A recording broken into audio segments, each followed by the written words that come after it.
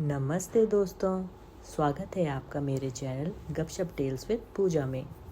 मैं हूँ पूजा और आज मैं लेकर आई हूँ एक बेहद प्यारी, दिल को छू जाने वाली क्रिसमस स्टोरी। आज की स्टोरी का शीर्षक है सेंटा का गुप्त राज।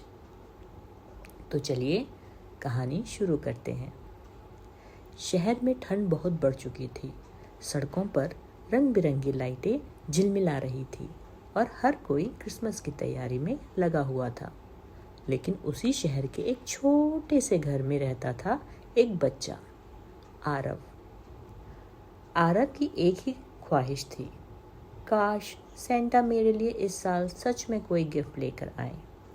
क्योंकि पिछले साल भी उसने सेंटा को बहुत चिट्ठियां लिखी थी, पर उसे सेंटा का कोई तोहफा नहीं मिला। शायद इसलिए कि उसके पापा काम के लिए दूर शहर में रहते थे और घर का हाल भी कुछ खास नहीं था। उसकी मम्मी बोली, सेंटा हर दिल की आवाज़ सुनता है बेटा, बस सच्चा दिल होना चाहिए। आरव ने मुस्कुराकर बोला, इस बार मैं खुद सेंटा से मिलूंगा। उसी रात क्रिसमस ईव पर पूरे शहर में बर्फ गिरनी शुरू हुई। आरव ने चुपके से अपनी खिड़की खोली और बाहर देखने लगा। तभी अचानक छन छन छन घंटियों की आवाज़ आई। आसमान में कुछ लाल रंग चमक रहा था। सेंटा! आरव उत्साह से चिल्लाया और बिना देरी किए बाहर भाग पड़ा। वह बर्फ पर फिसलता भागता हुआ उस आवाज़ के पीछे चल पड़ा।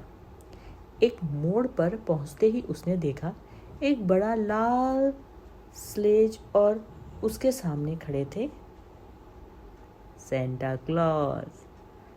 सेंटा थोड़े परेशान दिख रहे थे। उनकी टोपी हवा में उड़कर दूर चली गई थी और एक बड़ा सा बैग जमीन पर गिर पड़ा था। आरव चौंक कर बोला, सेंटा आपको मदद चाहिए? सेंटा मुस्कुराकर, ओह प्यारे बच्चे, हाँ मेरी टोपी उड़ गई है और बिना टोपी के मैं गिफ्ट नहीं बांट पाऊंगा।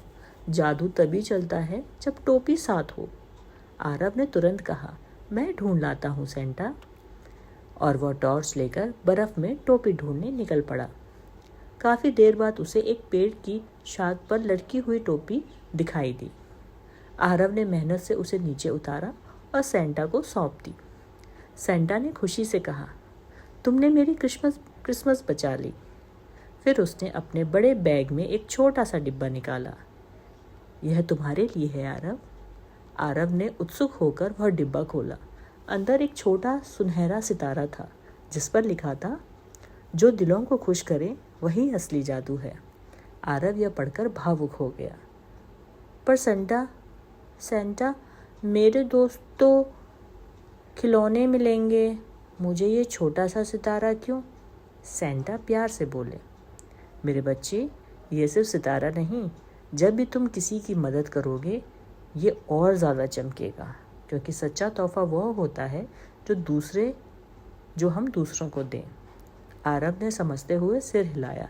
सेंटा ने उसे गले लगाया और बोले, तुम बहुत बड़े दिल वाले हो और यकीन मानो ऐसे बच्चे दुनिया में असली सेंटा होते हैं।